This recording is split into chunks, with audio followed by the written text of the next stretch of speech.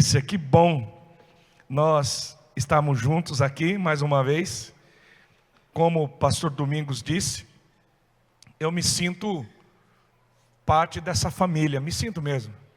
Pastor Domingos e pastora Rosângela têm sido nossos pais espirituais, nossos discipuladores desde 2013. E os anos vão se passando e essa aliança, essa amizade vai crescendo. E estar aqui com vocês e rever muitos irmãos, amigos. E eu estava falando para a pastora Rosângela, como tem gente nova, né, pastor? Como tem uma moçada bonita. Eu acho que é proibido entrar gente feia nesse lugar. Olha para o seu lado para você ver, só tem gente bonita aqui. Fala, é verdade, pastor. Não fala não para você ver. Tem que profetizar com fé, meu amigo. Deus remove montanhas, né? Glória a Deus, muito bom mesmo. Eu estou um pouquinho rouco aí, que eu estou numa pegada danada, ministrando praticamente todos os dias. Nós tivemos um evento esse fim de semana, começamos na sexta, sábado, domingo de manhã, à noite, ontem. Mas é sempre bom. Eu estava compartilhando hoje de manhã no Café dos Pastores, que o vento de Deus tem soprado dos 4 cantos da terra. Eu não sei se tem uma expectativa assim no meu coração, mas eu nunca tive com tanta expectativa. Uma expectativa, irmãos, que nós vamos ver e viver o que nós nunca vimos antes. Eu quero que você se prepare, porque Deus vai surpreender você. Sabe quando tem aquela expectativa assim? Eu tô. Sabe quando está mudando a estação e a gente vê um vento chegando? Eu estou que nem um profeta Elias, eu estou ouvindo ruídos de chuvas abundantes. E eu não estou falando isso para te animar, estou falando porque eu sinto isso, cara. E eu quero beber cada gota, eu quero viver o que Deus está fazendo. E eu sei que vocês têm esse coração, por isso que você está aqui hoje, amém? Eu quero compartilhar uma palavra com você em Êxodo 3, de 1 a 11. Todo mundo conhece, fica fácil da gente trabalhar, que é já o momento em que Moisés está na casa de Jetro em Midian e a sarça queima. Todo mundo canta, todo mundo já ouviu isso.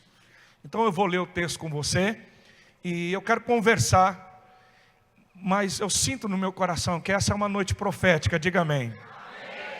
E que enquanto eu prego, o Espírito Santo vai estar ministrando ao teu coração, mas eu queria nesse final poder orar e liberar a palavra que o Senhor confiou no meu coração. Eu quero sugerir um tema para você assim, com muita humildade. O meu tema hoje é a casa de Jetro. Eu fiz em minha homenagem, né?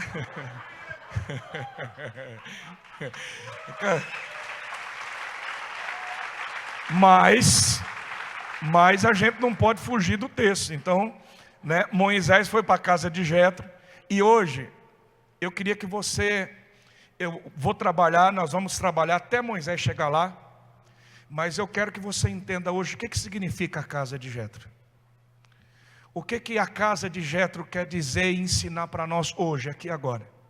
O que a casa de Jetro tem a ver com você e comigo? Então daqui a pouco a gente chega lá. Vamos ler o texto. Êxodo 3, a partir do versículo 1, diz assim: Moisés pastoreava o rebanho de seu sogro Jetro, que era sacerdote de Midian. Um dia levou o rebanho para o outro lado do deserto e chegou a Horebe, o monte de Deus. Ali o anjo do Senhor lhe apareceu numa chama de fogo que saía do meio de uma sarça. Moisés viu que, embora a sarça estivesse em chamas, não era consumida pelo fogo. Que impressionante, que maravilha, pensou. Por que a sarça não se queima? Vou ver isso de perto. O Senhor viu que ele se aproximava para observar, e então do meio da sarça Deus o chamou: Moisés, Moisés. Eis-me aqui, respondeu ele. Então disse Deus: não se aproxime. Tire a sandália dos pés, pois o lugar em que você está é terra santa. Disse ainda: eu sou o Deus de seu pai. Olha como é importante isso.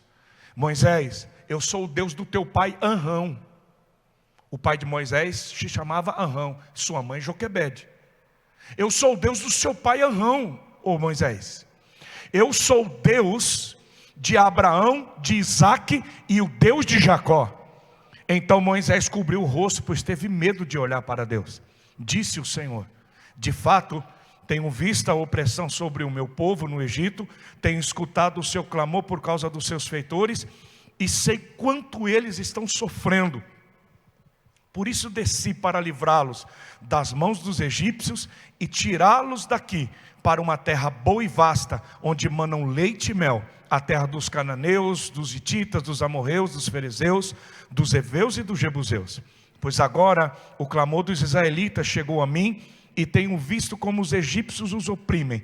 Vá pois agora, Moisés, eu o envio ao faraó para tirar do Egito o meu povo, os israelitas. Moisés, porém, respondeu a Deus: quem sou eu? Quem sou eu para apresentar-me ao faraó e tirar os israelitas do Egito? Quem sou eu? Olha aqui para mim. Quem sou eu para fazer alguma coisa para o Senhor? Quem sou eu? É interessante que Moisés estava com 80 anos, ele já estava há 40 anos na casa de Jetro.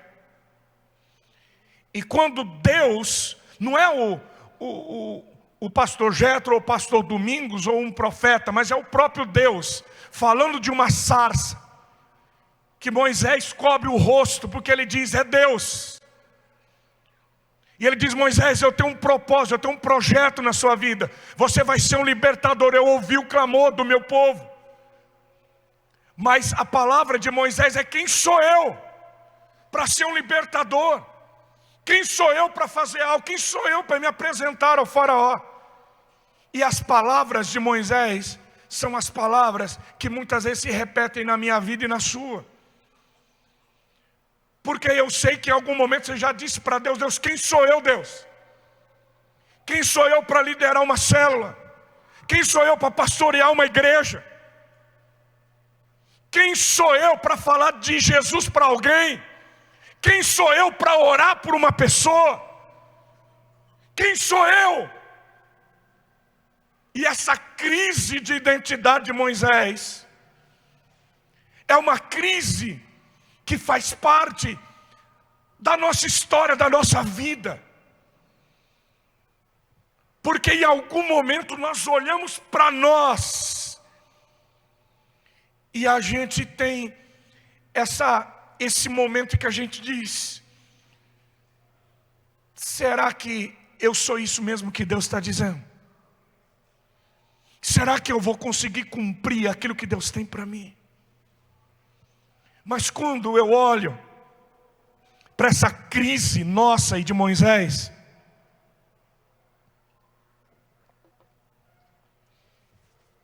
essa crise de autoafirmação, essa crise de identidade,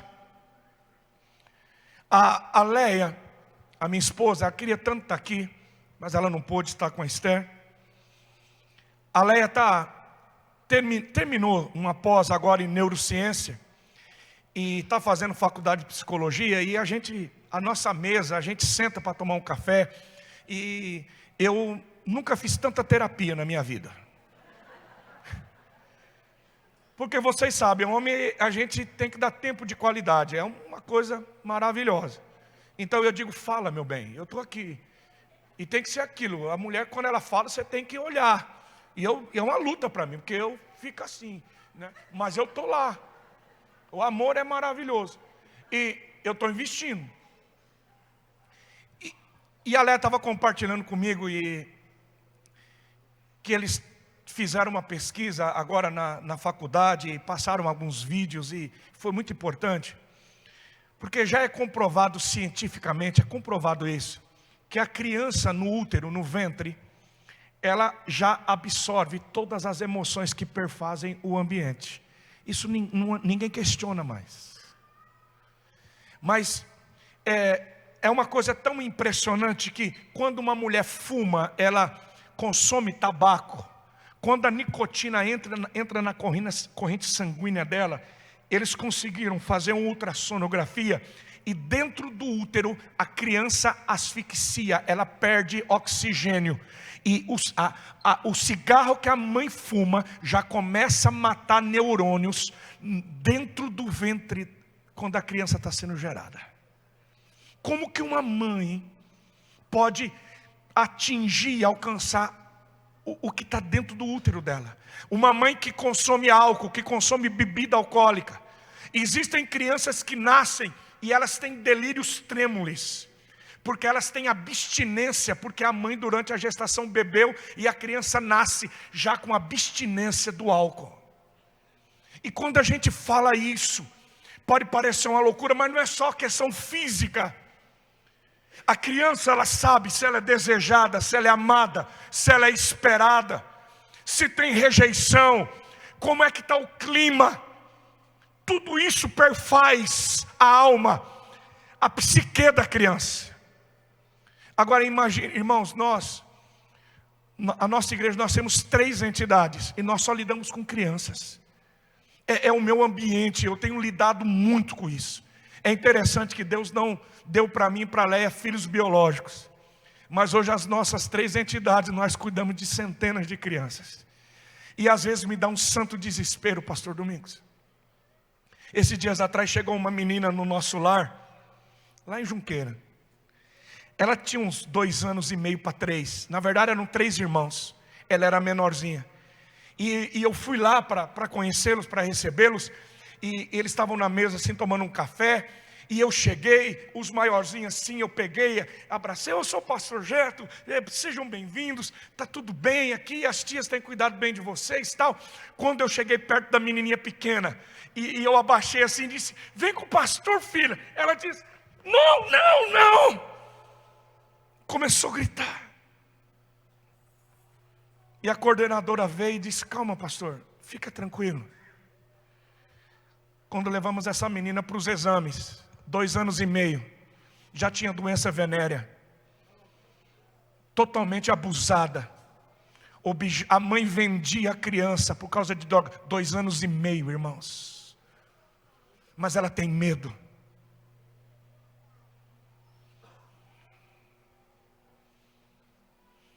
Às vezes eu fico pensando, a gente olha para essa geração, mas nós vemos meninas que engravidam e liga para o namorado e diz assim, ó, nós temos um problema para resolver. É um problema que está aqui, ó.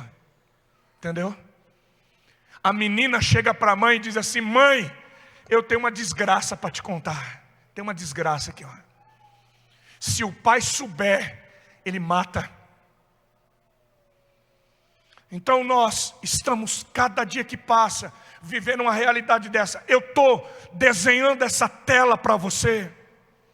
Porque quando a gente olha para Moisés, nós temos uma tendência de não fazer uma leitura de por que Moisés chega aos 80 anos e ele olha para Deus e diz, quem sou eu?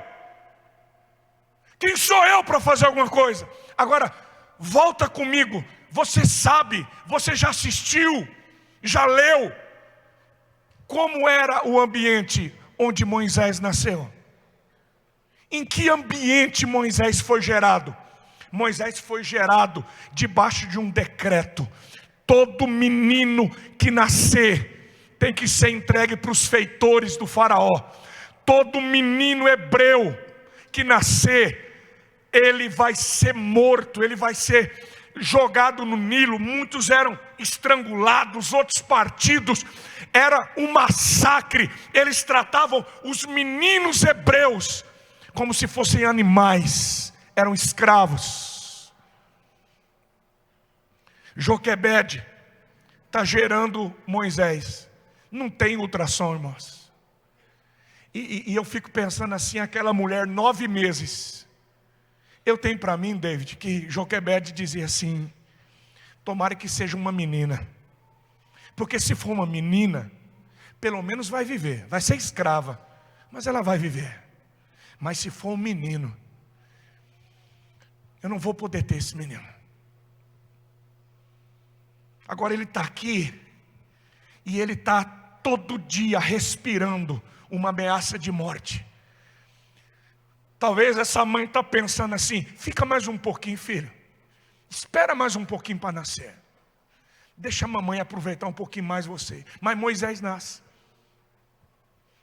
E quando Moisés nasce, a Bíblia diz que Arão, Joquebede, que eles viram que o menino era tão lindo, que ele era tão especial, que eles não tiveram coragem de entregar.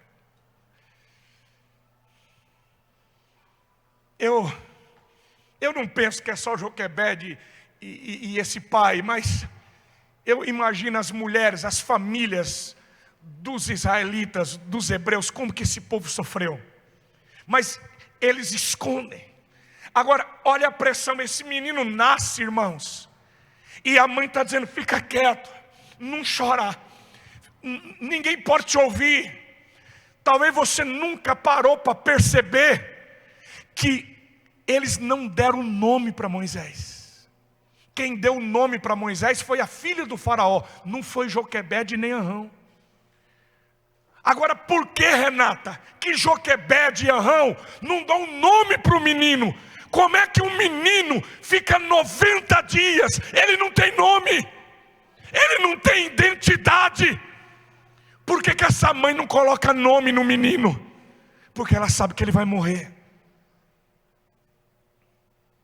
Não adianta colocar nome, porque eu vou ter que entregar você para a morte.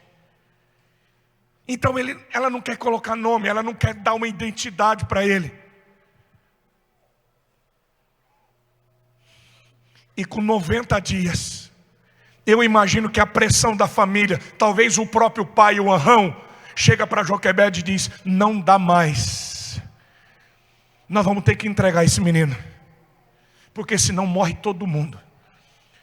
Esses feitores, esse egípcio vem aqui, vão queimar nossa casa, por causa dele, todo mundo vai pagar. Vamos entregar o menino. E Joquebede faz isso. Ela prepara o cestinho, vai até o rio Nilo. Eu não consigo, eu acho que não tem cinegrafista que consegue imaginar essa cena.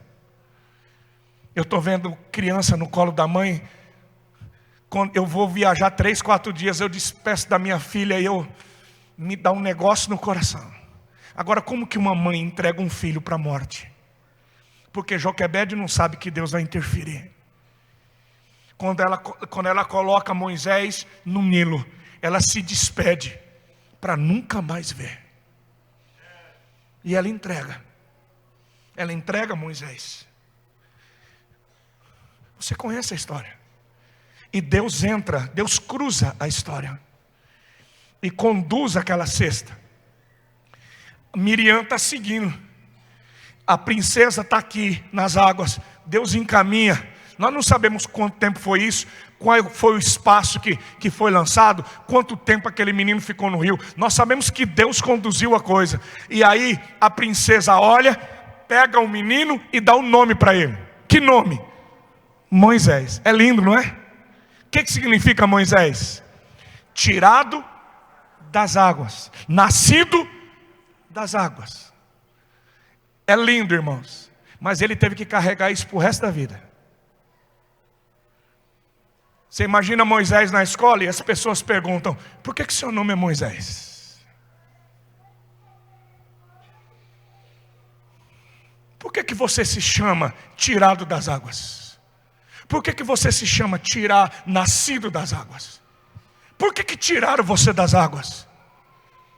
Porque eu fui lançado para a morte.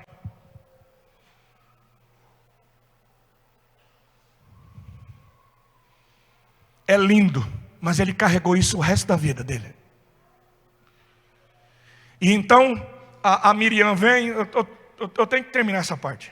Vem Miriam, olha para a princesa, Miriam esperta e diz, a senhora vai precisar de uma ama de leite, alguém para cuidar desse menino. Tem um hebreia aqui que está no jeito para cuidar desse menino. A princesa vai, olha para Joquebede, é maravilhoso esse encontro. Você imagina o olhar dessa mãe que olha e diz, Deus me trouxe de volta, eu vou criar meu filho, eu vou amamentar meu filho. E a princesa diz, cuida do menino, amamenta o menino, quando desmamar ele, que ele tiver no jeito, me leva para o palácio. E agora Joquebede já sabe como é que é o nome, Moisés. Moisés, agora Joquebede amamenta, cria e revela para Moisés quem ele é. Pastor, como é que o senhor sabe disso? Porque quando Deus aparece no meio da sarça, Deus diz: ô Moisés, eu sou o Deus do seu pai.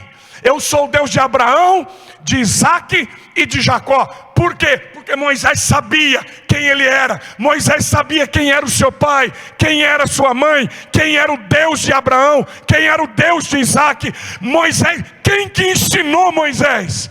A Joquebede. Ela ensina, ela revela, ela mostra. E quando esse menino desmama, nós não podemos precisar a idade, mas não era bebezinho. Alguns dizem 4, 5, 6 anos. Não sei. Eu só sei que uma criança de 4, 5 anos, ela já tem noção das coisas. Agora, olha o trauma que se repete. Porque Joquebede olha para Moisés e diz: agora você tem que ir de novo. Talvez ela desenha. Sabe, porque mulher tem essas coisas, né? A mãe é um negócio maravilhoso. Joquebede diz: olha, você vai para o palácio, vai ter videogame, você vai ter um Nike, um tênis Nike te esperando, fazendo propaganda para Nike. Lá você vai estudar nas melhores escolas, vai ter parque, você vai usar roupa de marca, tem TV, vai ter tudo. Você vai viver como um príncipe, você vai viver como um rico. Você vai para o palácio, meu filho. Agora a pergunta é: irmãos, eu nasci entre Ji-Paraná e Porto Velho, em Rondônia, numa casa coberta de sapê, rebocada de barro. Eu tenho foto disso, chão batido, a porcada velha correndo no quintal. Eu me lembro, muito pequeno, comendo caruru, arroz, mamãozinho refogado. Me lembro de tudo isso. Me lembro da nossa casa, da nossa família, vivendo uma situação muito simples. E eu me lembro que eu ia com a minha mãe, a gente ia, muito difícil ir para a cidade, mas eu grudava na saia dela, que eu tinha um medo danado. Caipira é assim, anda grudado na barra da saia da mãe, que eu tinha medo. Que a minha mãe dizia: o homem do saco preto leva a criança. E eu não queria encontrar esse infeliz. E eu tinha medo. Vocês estão dando risada agora, veja bem. Se alguém olhasse para o senhor, pastor Domingos, e dissesse: nós vamos te levar lá para a casa do Silvio Santos, o senhor preferia ficar com a sua mãe ou ir para a casa de um homem milionário? Não precisa falar nada, irmãos. Você acha que Moisés queria o palácio? Ninguém aqui, irmãos. Você pode ter tido a infância mais pobre, mais simples do mundo. Você não troca a sua mãe, a sua família. A gente come arroz e ovo frito junto. A gente mora na casinha do CDHU junto. Mas você quer estar perto da sua mãe, sentir o cheirinho dela. Você lembra do cheirinho dela? Minha mãe fez 75 anos, a semana passada eu fui lá comemorar com ela. Que delícia, irmão, sentir o cheiro dela. Agora Moisés de novo tem que segurar na mão da mãe, e a mãe dizer: vai, filho, você tem que ir. E ele vai. E ele fica até os 40 anos no Egito. Ele estuda, ele se forma. Os historiadores dizem que ele estava sendo preparado para ser um faraó. Era chamado filho da filha de Faraó, se veste como um príncipe, estudou, se formou, tem poder, tem autoridade, tem os prazeres, tem as mulheres, tem a riqueza, tem a cultura. E Moisés tem tudo, ele mora no palácio. Mas aos 40 anos, vem essa pergunta: quem sou eu? Será que é isso? O destino dele, o propósito da vida. Algo queima dentro dele, ele sente que tem algo além daquilo. Então o escritor aos Hebreus diz que ele abre mão da riqueza do Egito para sofrer com o povo dele. Ele abre mão de ser chamado filho da filha de Faraó para estar junto com a família dele. Irmãos, é uma decisão. É como se fosse um vulcão entra em erupção, e Moisés diz: eu vou voltar. Eu vou para minha casa, eu vou voltar para minha mãe, eu vou me encontrar com meus irmãos, eu vou ajudar minha família. E ele vai. E tem nesse ímpeto, quando ele volta para casa, tem um egípcio maltratando um hebreu. O que ele faz? Tudo isso que está dentro dele, toda essa revolta, porque escuta bem, tem tanta coisa aqui dentro, que às vezes a gente nem sabe, irmãos. Eu sei que muitos que estão me ouvindo e muitos que vão assistir essa filmagem, às vezes coisas começam a brotar como ondas e às vezes você perde o controle. Você diz: eu não sou assim. Por que eu estou sentindo isso? Porque quando Moisés vê aquela cena de um hebreu sendo maltratado, chicoteado por um egípcio, Moisés perde a cabeça, e a Bíblia diz que ele mata o egípcio com as próprias mãos. Ô meus filhos, não é fácil matar ninguém com as próprias mãos. Já é difícil dar um tiro de longe. Agora você pegar e esmurrar um cara até matar ele. Nós estamos falando de uma ira. Nós estamos falando de uma fúria. Tem uma revolta aqui dentro, irmãos. E isso tudo, ela vem à tona. Por que Moisés faz isso? Porque ele está dizendo para os irmãos e para a família dele: eu voltei, eu estou rompendo com o Egito, eu quero ser aceito, eu quero ver vocês livres, eu não aceito mais que vocês sofram desse jeito. Eu voltei, eu estou aqui. E para ser aceito, para ser amado, Moisés é capaz de matar. Deixa eu abrir um parênteses aqui, olha bem para mim. Eu vi muitos adolescentes, jovens, tem uma meninada bacana aqui. Nós vivemos um fenômeno social chamado tribalismo. E o tribalismo é algo que é muito forte na nossa sociedade. Porque o tribalismo é o que une, é o que atrai as pessoas, o que faz os nossos adolescentes e jovens, eles precisam pertencer, eles precisam se sentir parte. E às vezes, jovens, adolescentes, para fazer parte, para se sentirem amados, para se sentirem aceitos, eles são capazes de fazer coisas inimagináveis. Esses dias a minha filha tem 14 anos, e eu estava conversando com ela, batendo papo, e eu vou falando, e eu vou ouvindo as coisas, que eu quero fazer parte da história dela. Ela disse assim para mim: papai, o menino que senta atrás de mim na escola, eu olhei para ele, ela não usa mais caderno, agora é tudo Chromebook, é o computador. Ela disse: eu olhei para trás, papai, ele estava enrolando um baseado de maconha dentro do computador. Eu já falei, já me deu um frio assim, eu falei: misericórdia, Senhor, onde que vai chegar isso? Ela disse: papai, eu olhei assim, ele estava chavando o bacal. Falei: filho, onde você aprendeu um negócio desse? Olha só, olha o termo, cara. Chavando o bacal. Ó, pensa numa semântica que eu nunca tinha ouvido na minha vida. Aqui, ó. Eu falei: e aí, filha? Ela falou assim, a hora que ele viu que eu estava olhando, ele disse para mim: você já experimentou um baseado? Ela disse: não. Falou: pois é, na hora do intervalo, a nossa turma vai estar lá perto do campo. Se você quiser andar com a gente, você tem que experimentar. Sabe por que eu estou falando isso para você? Porque às vezes nesse afã, nesse desejo que a gente tem, o que Moisés queria fazer, irmãos? Ele queria fazer parte do povo dele. Ele queria se sentir aceito pelo povo dele.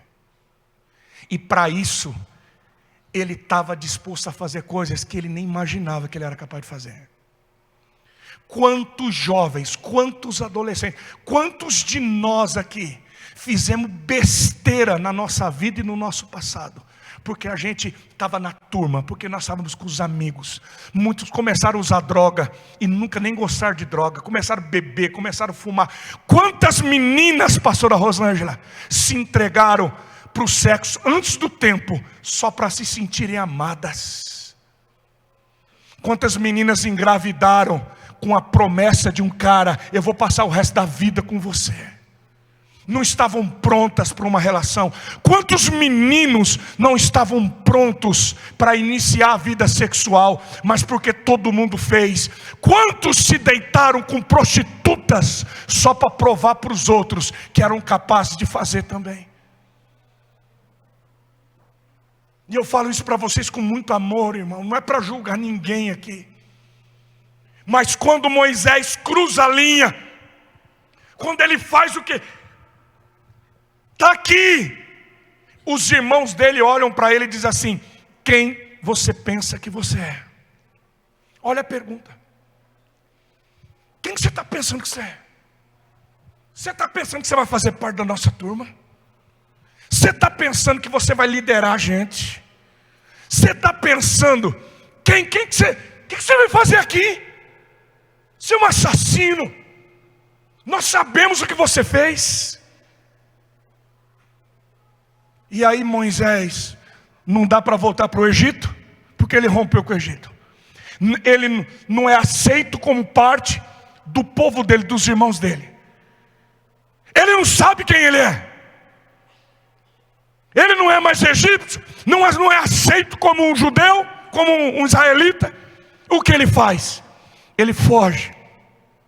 Ele tem medo.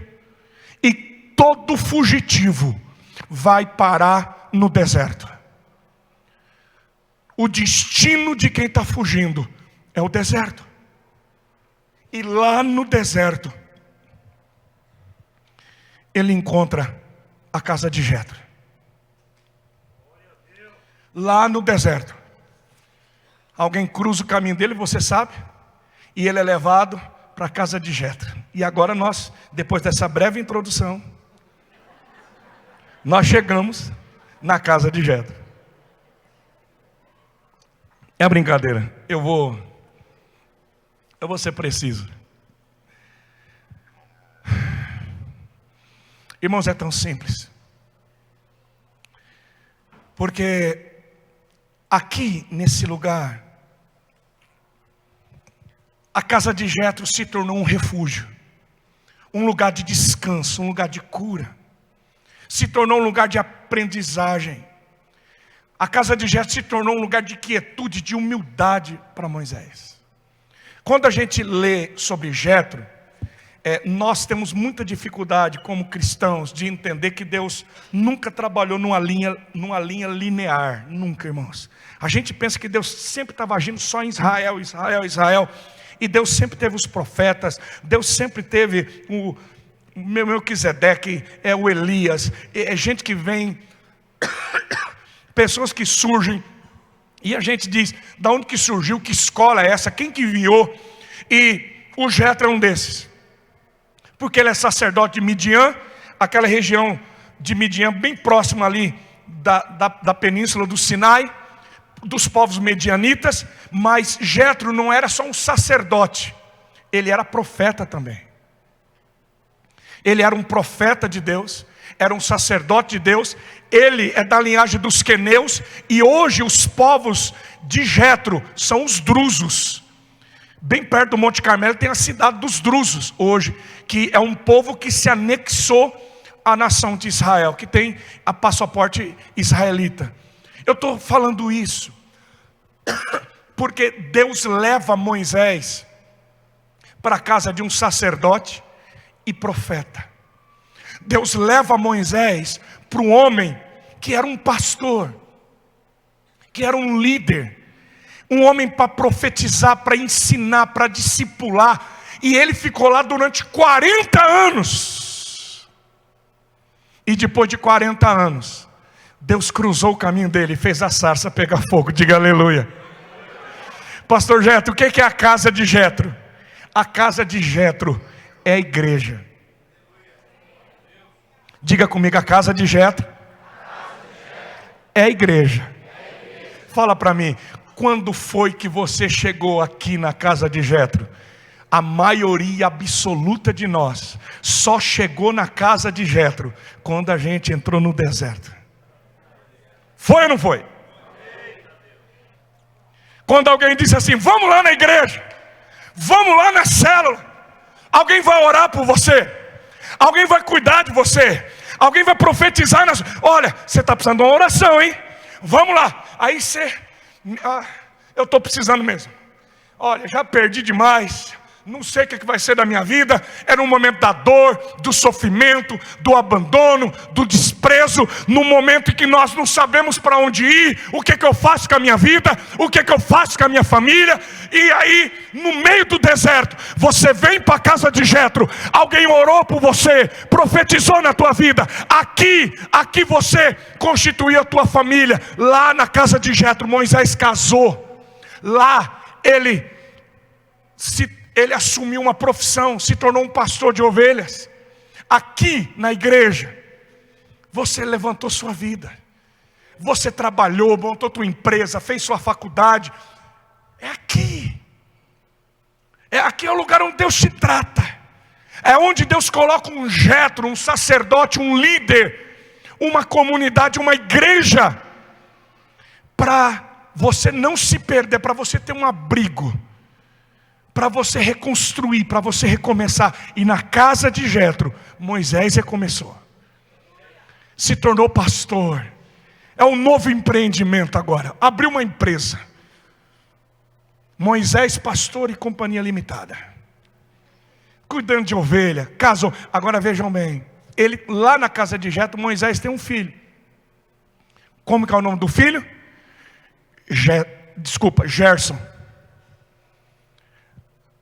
Por que Moisés coloca o nome do filho de Gerson? Porque Gerson significa, eu sou forasteiro em terra estranha. Olha que interessante, irmãos. Moisés coloca o nome do filho. Eu sei que tem algo além daqui. Eu estou aqui, mas eu sou forasteiro. Tem algo além daqui. E foi isso que, quando Deus trouxe essa palavra ao meu coração, que Deus me inquietou. Porque a igreja não é um ponto de chegada, a igreja é um ponto de partida. Agora Moisés estava 40 anos na igreja, e ele estava dizendo assim, quem sou eu? O que Deus tem para mim? Quem sou eu para fazer alguma coisa? Irmãos, existem pessoas que estão na casa de Jetro, que estão na igreja, que se casaram, que têm família, que trabalharam, que se formaram, estão aqui, estão sentados, estão me assistindo, ou vão me assistir, e ainda estão dizendo, que será que Deus quer de mim? Você sente que tem algo aqui dentro, mas você não consegue ir, você não consegue partir. A igreja é um arco e você é uma flecha, e aqui é o lugar que Deus te prepara, para você ir para o teu destino, para você cumprir o teu propósito.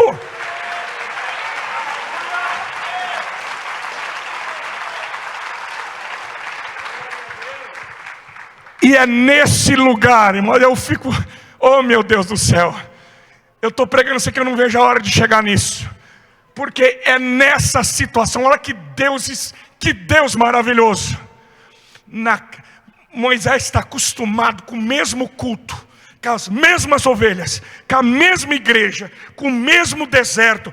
É tudo igual. Sabe quando você acostuma? Eu vou na célula, eu vou na igreja, eu canto, é tudo igual. Você vai hoje? Vou. Estou indo. Estou chegando. A gente acostuma, porque os anos vão passando e a gente vai. Isso faz parte da nossa vida. Sabe aquela coisa que se torna normal? E Deus não chamou a nossa vida para ser normal, mas para ser sobrenatural. E naquele dia normal, Moisés está acostumado com as ovelhinhas. De repente a sarça começa a queimar. E Moisés não se surpreende pela sarça estar queimando. porque ele estava acostumado de vez em quando com aquele fenômeno. Mas o que Moisés, a Bíblia diz, o que incomoda ele é que aquela sarça está queimando, mas ela não se consome. Ele fala, mas que negócio é esse? Por que não queima? Por que não tem cinza? Por que não se consome? Ele diz, eu vou me aproximar. Que coisa maravilhosa é essa? Eu vou ver o que está acontecendo. Quando ele vai se aproximando, ele ouve uma voz do meio da sarça. Moisés, Moisés! E quando Deus chama nosso nome 2 vezes, é que nem quando tua mãe fala teu nome inteiro. Renata, Renata! Oh, santo Deus eterno. A chapa vai esquentar. Moisés, Moisés! Tira as sandálias, Moisés. Porque você vai entrar numa terra que você não pisou ainda. O culto hoje vai ser diferente, Moisés. Moisés, você está pensando que vai ser igualzinho aquela terça-feira. Mas tira a sandália, Moisés, porque você vai pisar onde você ainda não pisou. Diga, eu creio. Você sabe disso. Agora, o que eu quero chamar a sua atenção? Deus não estava fazendo um show de pirotecnia. Deus não estava queimando aquela sarça de forma improvisada ou despretensiosa, não. Deus não é assim, irmãos. Deus sabe falar com a gente. Quando aquela sarça chama a atenção de Moisés, e Deus podia botar fogo numa pedra, Deus podia queimar qualquer outra coisa, mas por que é a sarça? Alguns de vocês já foram em Israel, e a sarça é muito comum no deserto. A sarça é uma árvore cheia de espinhos, muito espinho. E a sarça, ela dá uma vagem que tem uma semente só. E essa semente é vermelha. Dentro da vagem da sarça é uma semente vermelha que nem sangue. E nenhum animal e nenhum homem come aquilo, porque é venenoso e mata. Olha que interessante, irmãos. No meio do deserto, uma sarça de espinhos, com uma essência venenosa, está pegando fogo, e Deus está falando do meio dela. Deus está dizendo para Moisés, Moisés, você está vendo essa sarça, Moisés? Do jeito que essa sarça está no meio do deserto, e o fogo está queimando ela, Moisés, você é essa sarça. Moisés, a vida fez você se tornar uma árvore espinhosa. Você tem sangue nas tuas mãos, Moisés. Tem muita ira aí dentro.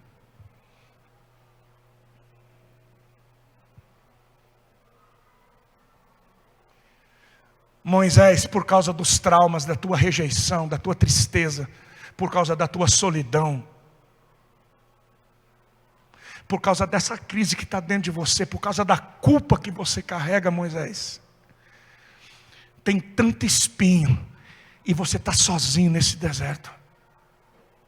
Ô minha filha, olha para mim, por favor.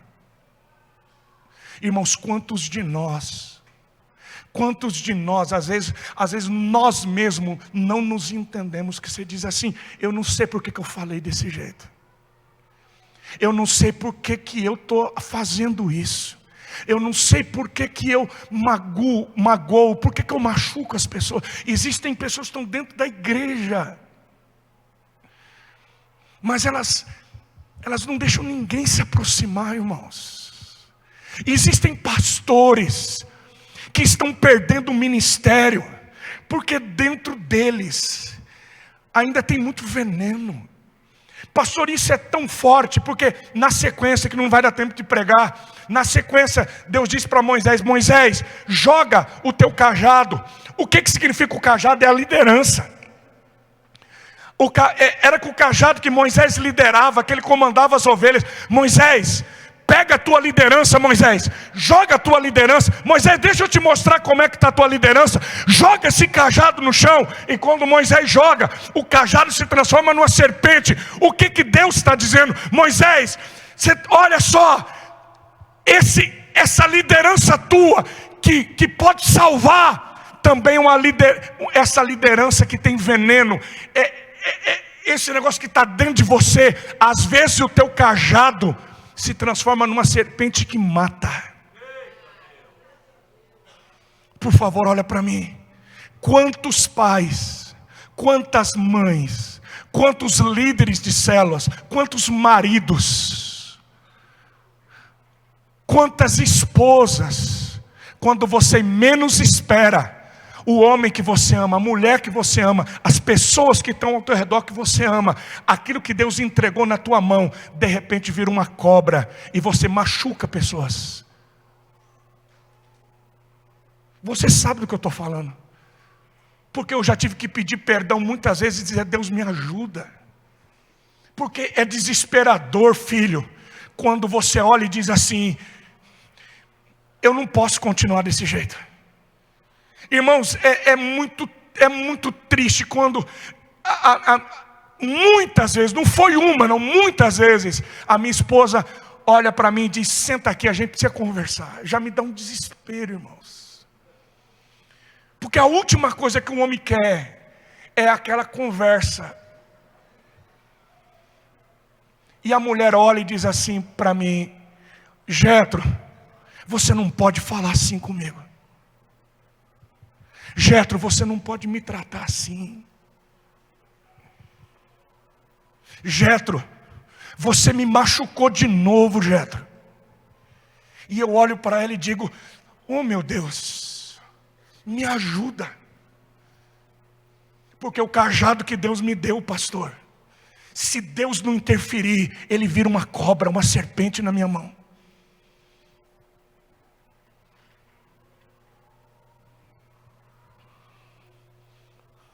Moisés, olha para essa sarça, Moisés. Você virou um porco-espinho. Você está isolado há 40 anos. Você sabe que dentro dessa sarça tem veneno. Tem essa fúria, tem essa ira dentro de você. Mas Moisés, olha, eu estou queimando essa sarça. Eu estou falando de dentro dessa sarça. Moisés, eu vi o clamor do meu povo e eu disse: e eu vou usar a sua vida. Moisés, eu estou te enviando. Você vai libertar o meu povo. E a pergunta de Moisés é: quem sou eu, Deus?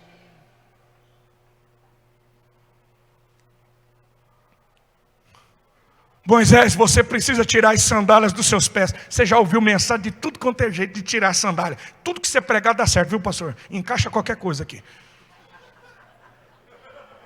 Não, porque você já ouviu um monte de mensagem, cada um fala uma coisa, eu vou falar o que...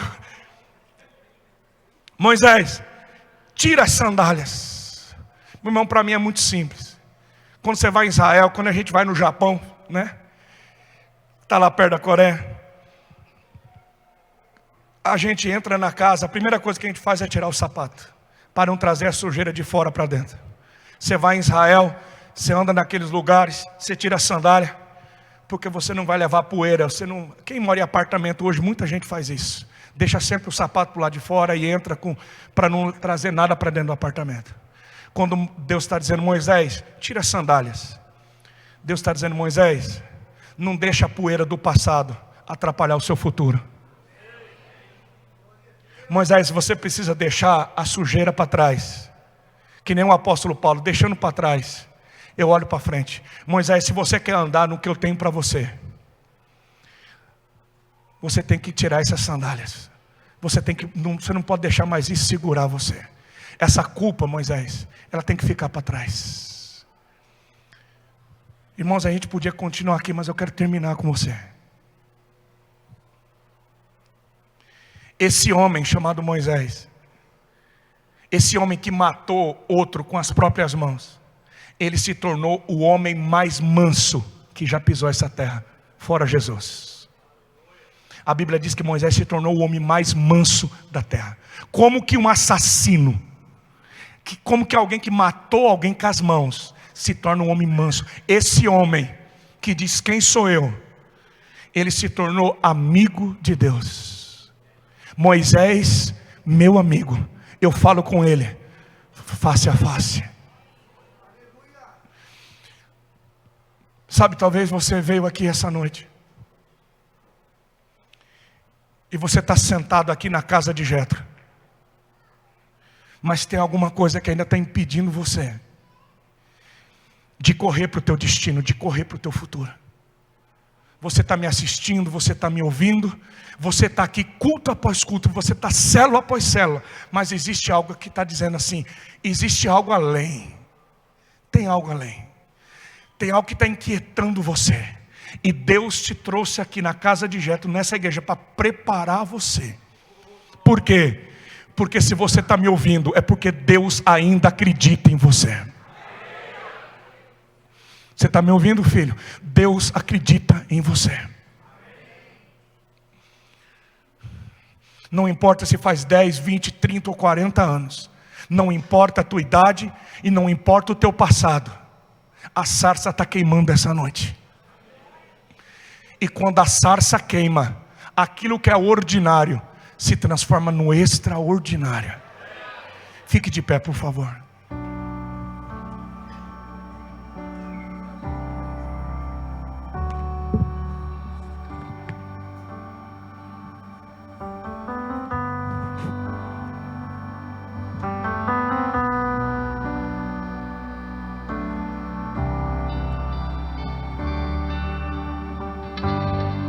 Santo Deus, nós vamos orar.